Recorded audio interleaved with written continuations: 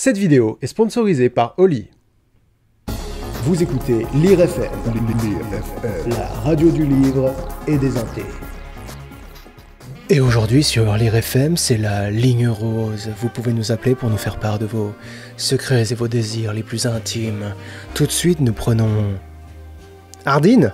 Alors, Ardine, c'est son vrai nom, Ardine? On est sûr que c'est pas un canular?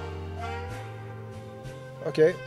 Tout de suite, nous prenons Ardine. Oui, bonjour, Lire FM, j'aimerais vous parler Oli. Ah oui, on passe tout de suite aux choses sérieuses. Hein? Ah non, Oli, les boissons, Oli. Comment ça? Oli, ce sont des boissons en poudre que tu peux boire avec ta bouche.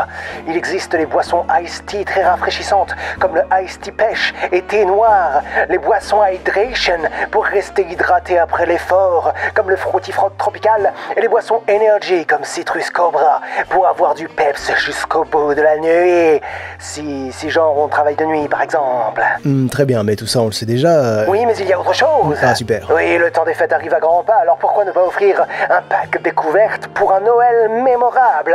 C'est idéal pour découvrir les différents goûts de leur catalogue. Bon, en tout cas, vous avez l'air très enthousiaste à l'idée de... Économisez 5 € sur votre première commande grâce au code LYNX5 et 10% sur toutes vos autres commandes avec le code LYNX tout court. 5 € sur votre première commande avec LYNX5, 10% sur vos autres commandes avec LYNX tout court. Très bien, eh bien, merci Monsieur Ardine, ces réductions sont vraiment émoustillantes.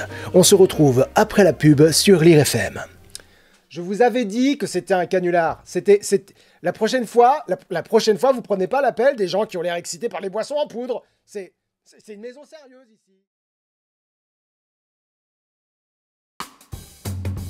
Eh bien, attendez,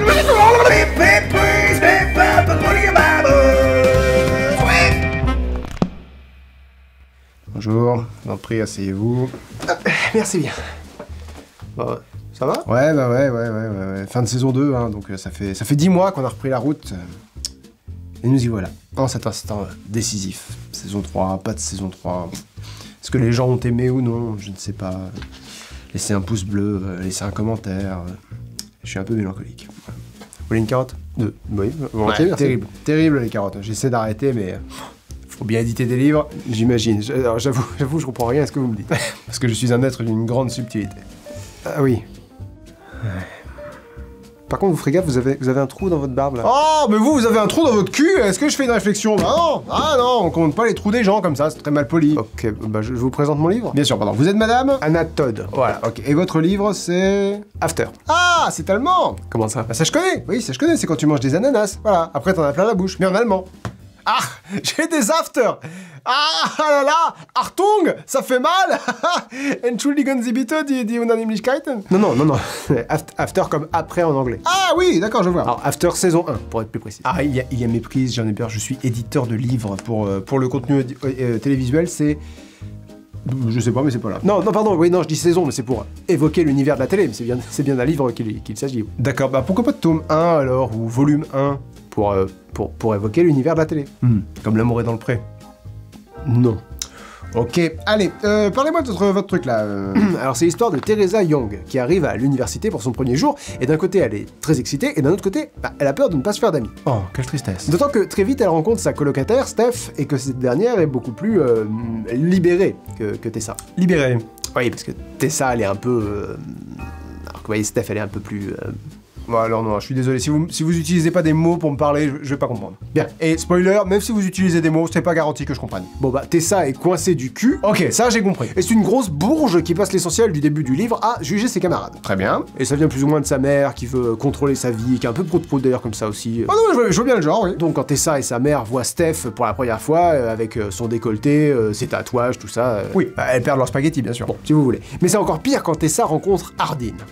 Ardine, parlez-moi en plus. Ardine est un jeune homme ténébreux, couvert de tatouages et aux manières franchement grossières. Oh, c'est le début d'une magnifique histoire d'amour, ça. Une connasse et un sac à merde. Et voilà, ils vont pouvoir devenir meilleurs tous les deux grâce à l'autre. Ah, formidable. Écoutez, j'ai très hâte de découvrir tout ça. Ah, bah tant mieux.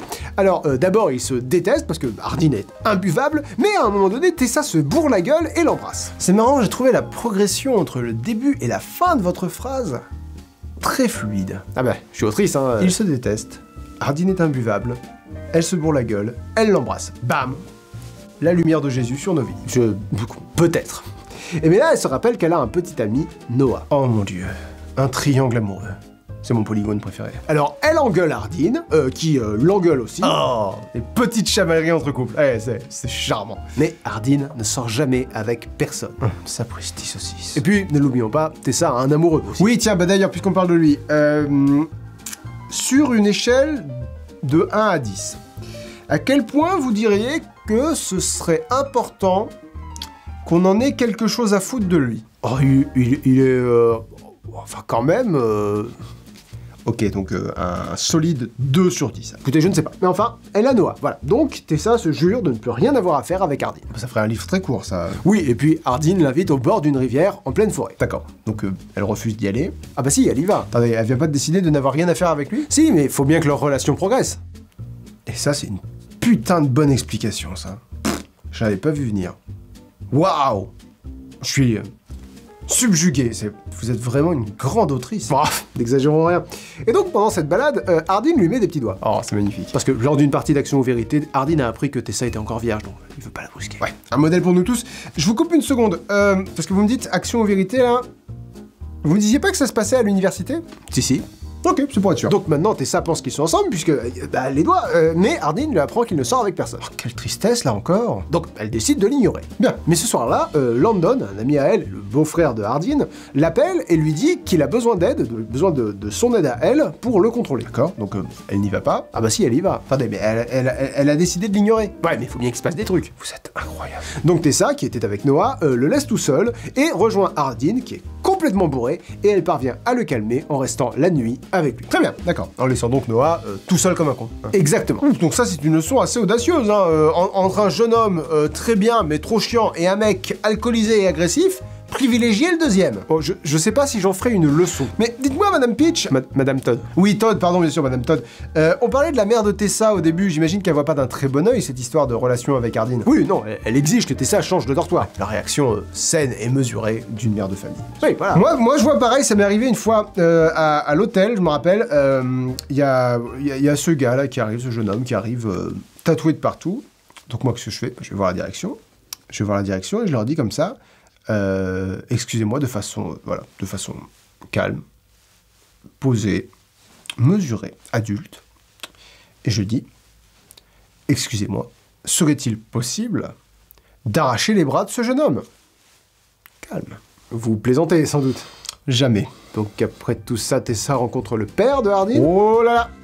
Moment crucial dans la relation. Et Hardin s'engueule avec son père. Oh, mais il est vraiment charmant, ce jeune homme. Oui, je comprends, hein. Je comprends le... Donc Tessa va le consoler, et ils rentrent tous les deux chez elle, où les attend Noah. Oh là là, la confrontation, ça y est, est-ce qu'ils vont se battre pour pouvoir se reproduire avec la femelle? Bah, ils allaient en venir aux mains, hein, mais Tessa demande à Noah de partir. Attendez, elle demande à son petit ami, qui vient de les surprendre ensemble, qui est encore là alors qu'elle l'a abandonné plus tôt, qui est venu chez elle parce qu'il s'inquiétait pour elle, elle lui demande de se barrer.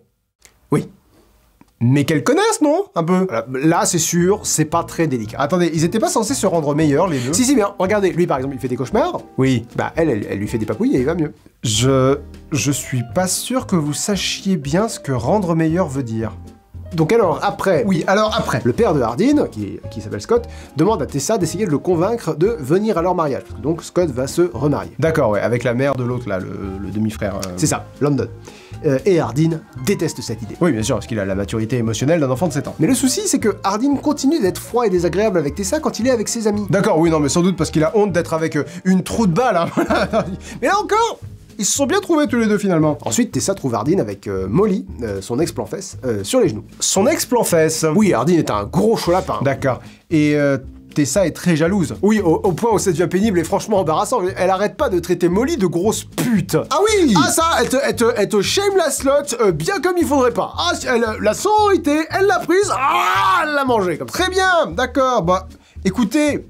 Il doit lui rester un peu de temps, non, pour devenir une meilleure personne, là, si elle le désire vraiment. Donc, après, il joue à Action ou Vérité, mais vous êtes bien consciente que ce sont de jeunes adultes dont vous me parlez. Oui, voilà. Donc, il joue à Action ou Vérité, comme le font les jeunes adultes, et Tessa embrasse Z devant Hardin pour lui faire de la peine. D'accord. Notre héroïne, hein, toujours. Oui, non, mais elle a beaucoup de chemin à parcourir, ça, on est bien d'accord. Mais Hardin met Molly au défi de l'embrasser, lui. Et là... Tessa craque. Ah, Tessa, elle part et elle se jure de ne plus jamais rien avoir à faire avec Hardin. C'est bien, c'est bien, c'est bien. Alors c'est toujours une horrible personne, mais c'est la bonne décision. Mais Hardin lui court après et il dit devant tout le monde qu'il l'aime. Donc, elle l'ignore. Oui. Ah. Et ensuite, Hardin dit que de toute façon, il le pensait pas. Et Tessa sort avec Z. Mais dis donc, c'est une merveilleuse histoire très saine entre des gens passionnants et équilibrés, tout ça. Mais quand elle embrasse Z, elle se rend compte qu'elle aime Hardin. Donc elle le retrouve et il accepte d'aller au mariage de son père. D'accord, d'accord. Bah, écoutez, moi en tout cas, j'ai vraiment hâte que quelqu'un finisse par prendre une bonne décision quelque part dans ce roman. Donc après, il croise la mère de Tessa qui dit à sa fille de quitter Hardin pensant qu'il a une très mauvaise influence sur elle. Non. Je me demande bien d'où ça sort qu'elle pense ça. Donc elle lui demande de quitter Hardin, de se remettre avec Noah et de changer de dortoir. Sinon, elle lui coupe les vies. Question. Je vous écoute. Est-ce que tous les personnages ont 10 ans dans votre roman? Ah bah non, sinon ce serait très problématique. D'accord, mais alors, pourquoi tout le monde boude, tout le monde fait des caprices, tout le monde dit des choses sans les penser, revient sur ses paroles, joue à action ou vérité? Quel est l'actuel fuck, j'ai envie de dire? En tout cas, Tessa n'est pas d'accord et emménage avec Hardin. Ils se connaissent depuis quelques mois. Hein. Oui. Et ils auront passé l'essentiel de ce temps à se blesser et à se gueuler dessus. Oh, et à s'envoyer en l'air aussi, mais ça je vous passe les détails. Merci, oui. Et il y a des dialogues très sexy pendant les passages fessieux. J'imagine bien. Genre... Putain!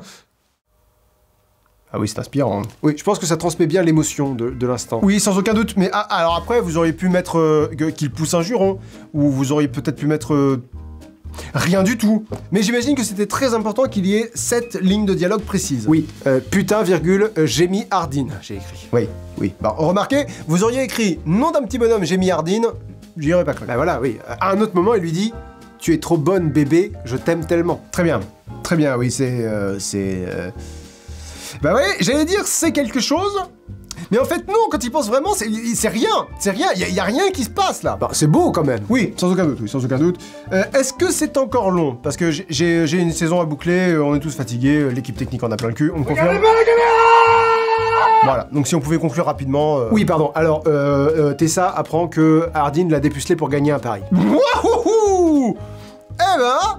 ça, c'est ce qu'on appelle un énorme sac de gerbes. Mais en apprenant à la connaître, il est tombé amoureux. Oui, non, mais si on veut être positif, à la fin du roman, il a gagné son pari. Eh, c'est chouette, ça.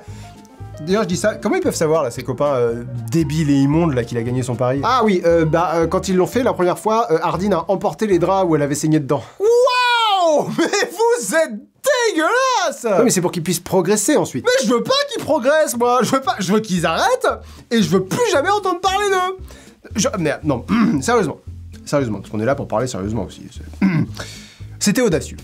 C'était audacieux de vouloir raconter l'histoire d'amour entre une tache de pisse et une trace de frein au fond d'un vieux caleçon, mais pour l'heure, c'est trop audacieux pour moi, je pense, trop ambitieux pour moi, donc je vais vous demander de me rendre ma carotte, merci, et de foutre le camp de mon bureau.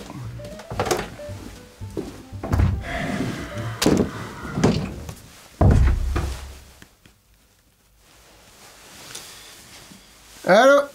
Ouais, c'est moi, mon rendez-vous vient de se terminer. Dernier rendez-vous de la saison. Elsa Bowser, elle s'appelait la... Ouais, son roman s'appelait Schachifit. Non, alors c'est pas en allemand.